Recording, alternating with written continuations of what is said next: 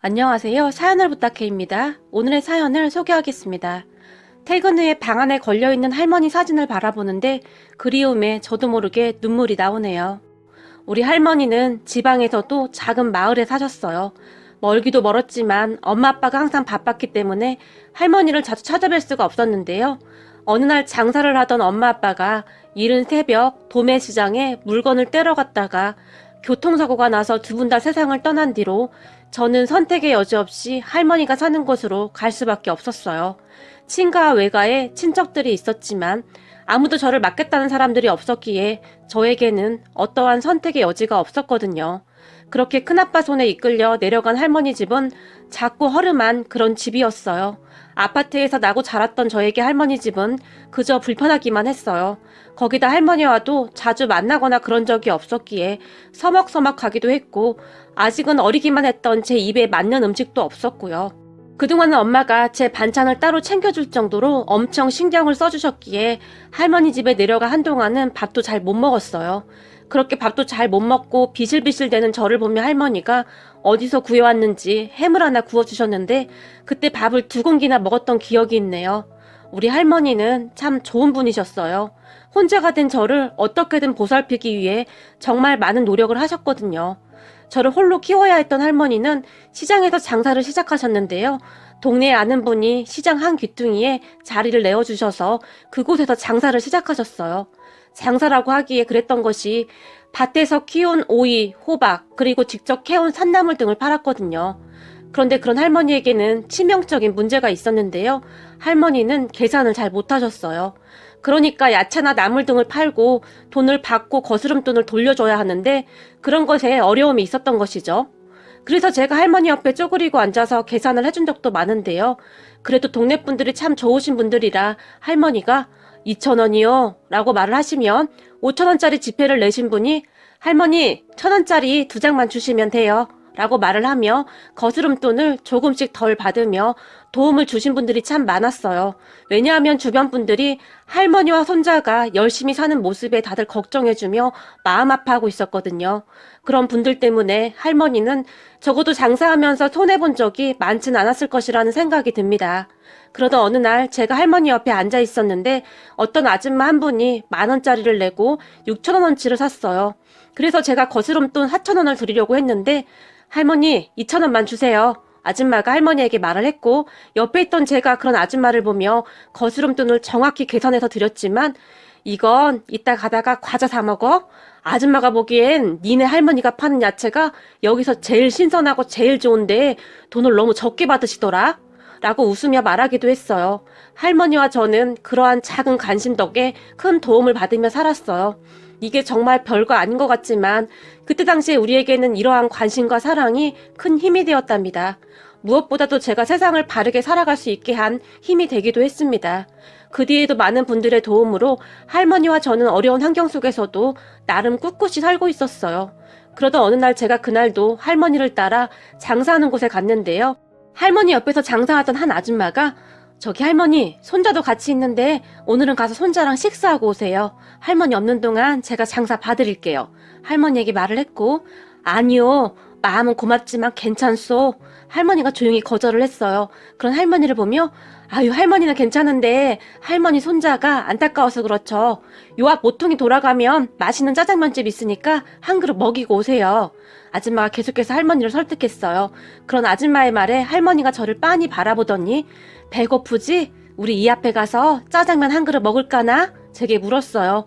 그런 할머니에게 할머니는 칼국수 좋아하잖아. 할머니 좋아하는 칼국수 먹자. 나도 이제 칼국수 엄청 잘 먹어. 제가 할머니를 바라보며 활짝 웃었는데요.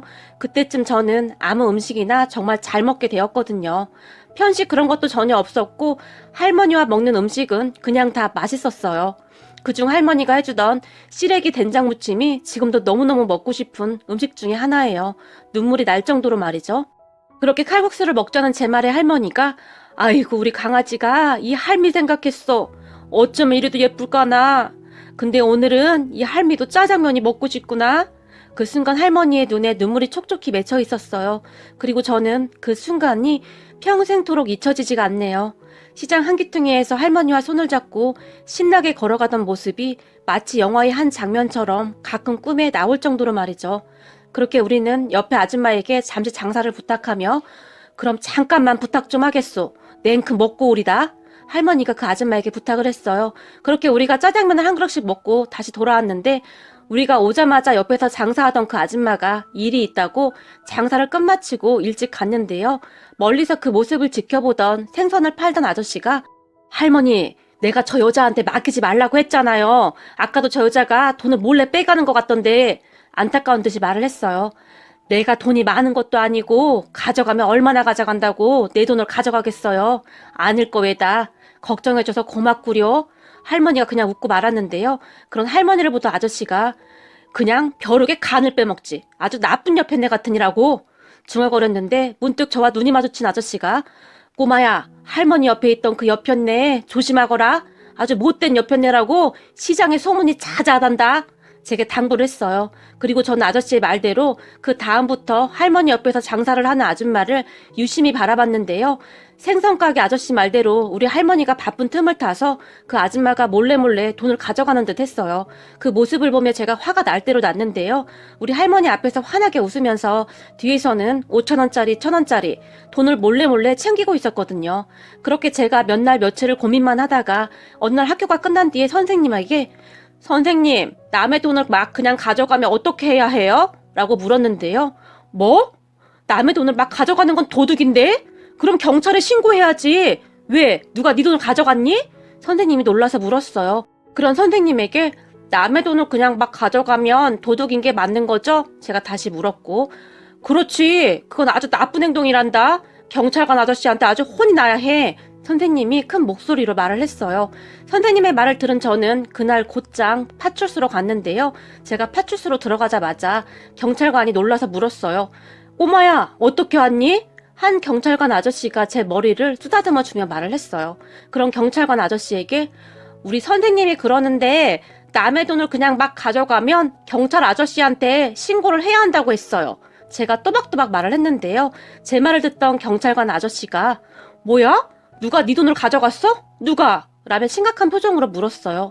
아니요. 제 돈이 아니라 우리 할머니 돈이에요. 제가 다시 또박또박 말을 했고 네 할머니 돈을? 누가 가져갔는데? 경찰관이 다시 물었고 우리 할머니가 장사를 하는데 옆에서 장사하는 어떤 여편네가 가지고 갔어요.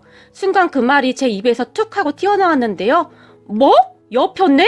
여편네라는 소리는 누구한테 들은 거니? 경찰관 아저씨가 새어나오는 웃음을 간신히 참으며 물었는데 시장에 우리 할머니 맞은편 생선가게 아저씨가 그랬어요. 그 여편네가 우리 할머니 돈을 몰래 가져간다고요. 벼룩을 빼먹을 여편네라고 했어요. 아직은 많이 어렸기에 제가 그리 말을 했다고 하는데요. 그래? 너도 본 거야? 확실한 거야? 제게 다시 물었어요. 아저씨, 우리 할머니가 밤에 무릎도 아프고 허리도 아프고 잠도 잘 못 자고 계속 끙끙거리는데 우리 할머니 엄청 불쌍해요. 우리 할머니 맨날 우리 강아지 키워야 하니까 아파도 일해야 해. 그런단 말이에요. 그런데 그 돈을 그 여편네가 가지고 가면 안 되잖아요. 우리 할머니도 찾아주세요. 우리 할머니 병원도 잘 못 가는데 우리 할머니 돈을 가지고 가는 말이에요. 그 순간 경찰관 아저씨가 그런 제 눈을 뚫어지라 바라봤다는데요. 제 눈에서 눈물이 뚝뚝 떨어지고 있었다고 하네요. 아직은 어렸던 저였지만 할머니가 힘들게 고생한다는 사실을 분명히 알고 있었다고 했는데 경찰관 아저씨는 그런 저를 모른 척 할 수가 없었답니다. 그냥 못 들은 척 지나쳐 버려도 큰 문제가 되지 않았을 텐데 그 경찰관 아저씨는 제 말을 자세히 듣고는 다 받아 적었어요. 그리고는 꼬마야, 너 이름이 뭐야? 제게 물었고 나는 김영준이에요. 그래 영준아, 그럼 아저씨가 내일 그 생선가게 아저씨를 만나보고 조사해볼게. 나쁜 짓을 한 그 여편네, 아니 그 아줌마가 나쁜 짓을 한 게 맞다며 아저씨가 꼭 잡을게 라고 말을 하며 새끼손가락까지 걸고 약속을 했어요. 근데 아저씨한테 말했다고 하면 그 아줌마가 도망갈 수도 있으니까 이건 비밀이야. 알았지? 내일 아저씨가 그 생선가게 아저씨를 몰래 만나볼 거니까 넌 꼭 비밀 지켜야 해. 라며 당부까지 했어요. 그렇게 다음날 경찰관 아저씨가 시장에 몰래 와서 생선가게 아저씨를 만났고 생선가게 아저씨의 진술을 토대로 할머니가 장사할 때마다 몰래 숨어서 그 아줌마를 지켜봤다는데요. 얼마 오래 가지 않아서 할머니의 돈을 슬쩍하는 걸 딱 잡아냈어요. 그렇게 아줌마는 파출소에 끌려갔고 잘못했습니다 라며 벌벌 떨며 빌어댔어요. 그런 아줌마를 보며 이봐요 아줌마 어디 할 짓이 없어서 그 할머니 돈을 그렇게 몰래 가져갑니까? 주변에 물어보니 할머니와 손자 둘만 살아서 그렇잖아도 사람들이 십시일반으로 도와주고 있다고 하던데 그런 사람들을 도와주지는 못할 망정 오히려 하루 종일 어렵게 번 그 돈을 가져갑니까? 당신이 그러고도 사람입니까?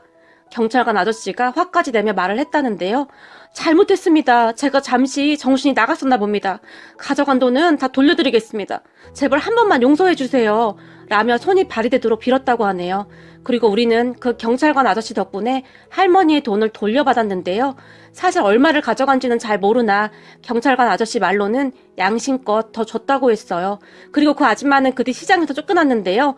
동네가 작았기 때문에 그날 그 사건이 시장에 쫙 퍼졌고 에이 양심도 없는 여편네야. 어디 할 짓이 없어서 영준이 할머니 돈을 슬쩍해. 그 돈이 어떤 돈인데 네가 사람이야? 생선가게 아저씨가 순간 들고 있던 생선을 있는 힘껏 내리쳤고 그러게 저런 인간들은 콩밥을 먹어봐야 해. 꼴도 보기 싫으니까 당장 꺼져. 튀김가게 아줌마도 그 옆을 지나가면서 큰 소리를 질러댔어요.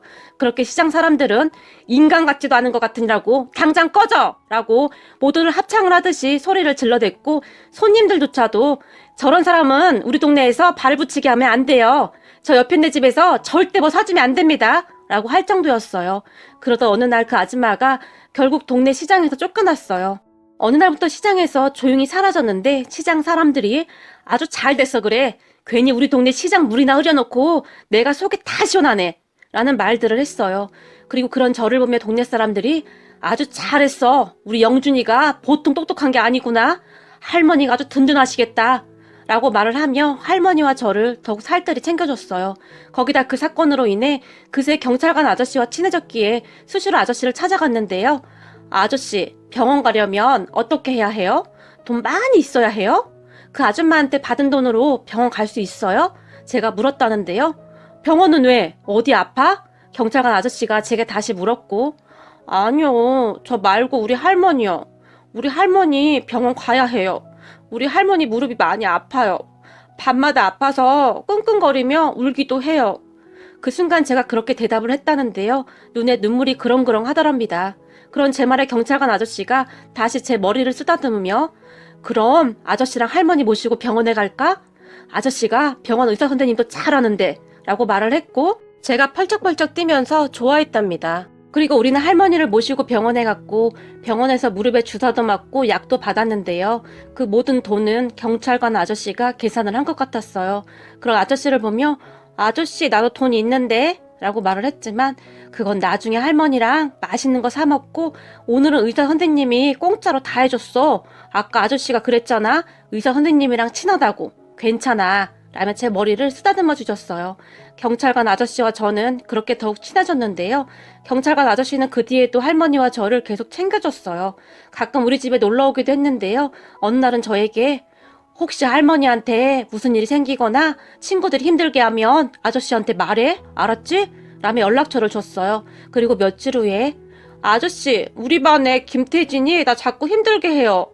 내 옷이 크다고 큰 소리로 웃었어요. 제가 울먹이며 전화를 하기도 했어요. 지금 가만히 생각해보면 아마도 할머니가 옷을 좀 크게 사서 입혔던 것 같아요. 형편상 한 번 사면 오래 입어야 했을 테니까요. 그래? 그 녀석 그거 안 되겠네? 그럼 아저씨가 내일 학교로 갈게. 내일 몇 시에 끝나는데? 라고 물어왔고 제가 학교 마치는 시간을 알려줬는데요. 그리고 다음날 정말로 아저씨가 교문 앞에 서 있었어요. 그렇게 아저씨와 저는 교문 앞에서 친구 태진이를 기다리고 있었고 잠시 후에 태진이가 나왔는데 야, 김태진, 우리 아저씨가 너 잠깐 오래 라고 불렀고 그 말에 태진이가 잔뜩 겁을 먹은 채 다가왔어요. 아저씨는 그런 태진이와 저를 데리고 근처 분식점에 들어갔는데요. 우리에게 떡볶이와 튀김, 김밥 등을 잔뜩 사줬고 태진아, 나 영준이 삼촌인데 네가 자꾸 우리 영준이를 놀린다면서? 우리 영준이랑 친하게 지내면 안 되겠니? 라며 친구 태진이에게 부탁을 했어요. 그 말에 태진이가 고개를 끄덕였는데요. 그런 태진이를 보며 아저씨가 우리 영준이는 이미 알고 있지만 아저씨가 경찰이거든? 근데 아저씨가 얼마 전에 혼자 나쁜 사람을 3명이나 한꺼번에 잡았거든. 아저씨가 태권도를 굉장히 잘해서 손은 쓰지도 않았는데 발차기로만 3명을 한꺼번에 잡아버렸단다.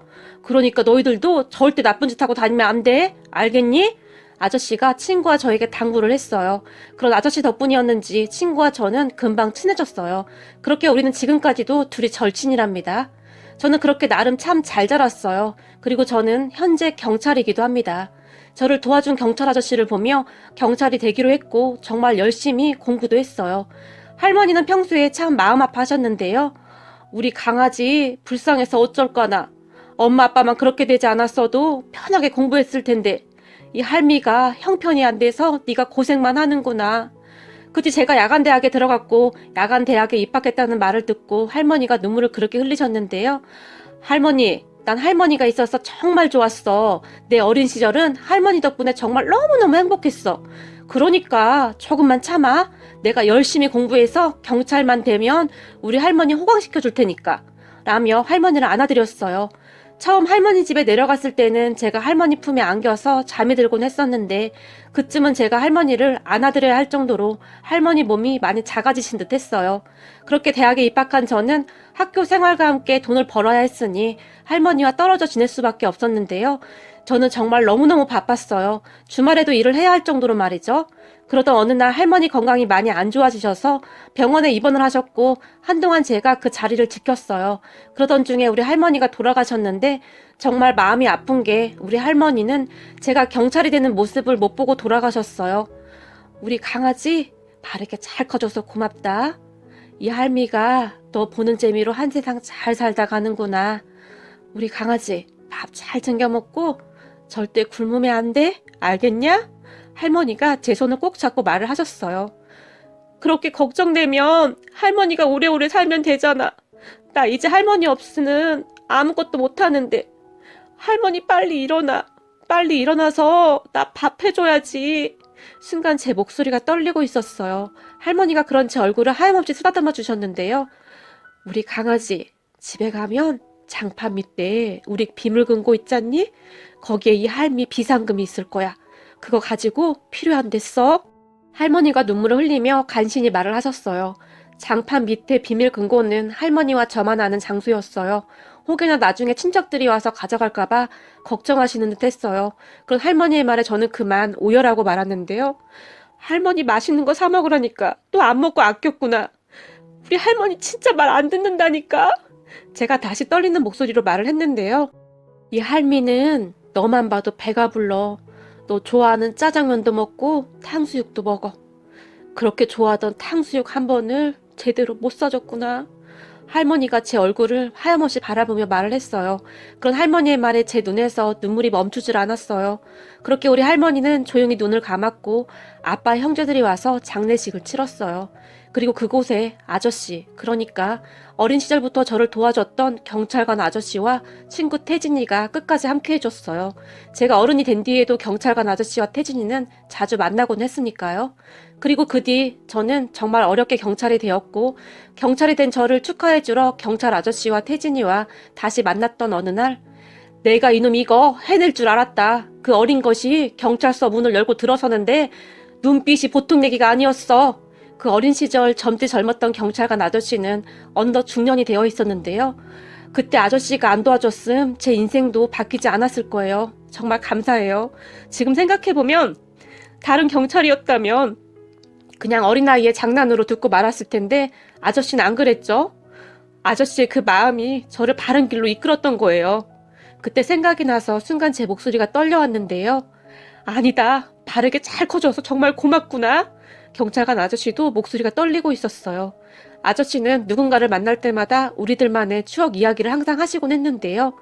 그랬기에 한참도 더 지난 일이었지만 저는 그때의 모든 것들을 생생하게 기억할 수 있었고 말이죠. 100번, 1000번을 다시 들어도 질리지가 않는 우리들만의 추억 이야기였으니까요. 그리고 지금 이 순간 저를 이 자리에 있게 도와주신 시장 어르신들과 동네 분들에게 허리 숙여 감사 인사를 올립니다. 혹시 어디선가 제 이야기를 듣고 계신다면 어르신들의 따뜻한 말 한마디 한마디가 그리고 따뜻한 미소들이 지금의 저를 이 자리에 있게 했습니다. 정말 정말 감사드립니다. 어르신들의 은혜 절대 잊지 않고 저도 그대로 베풀면서 살아가겠습니다. 시간이 허락된다면 그 시장에서 다 같이 다시 만났으면 좋겠네요. 그리고 우리 할머니는 항상 내가 안타깝다고 했지만 내 인생에서 가장 행복했던 시간이 언제였냐 물어본다면 그건 할머니와 함께한 시간이었다고 망설임 없이 말할 수 있을 거야. 할머니, 보고 싶고 사랑해요. 오늘의 사연은 여기까지였습니다. 즐겁게 보셨다면 구독, 좋아요 부탁드립니다. 고맙습니다.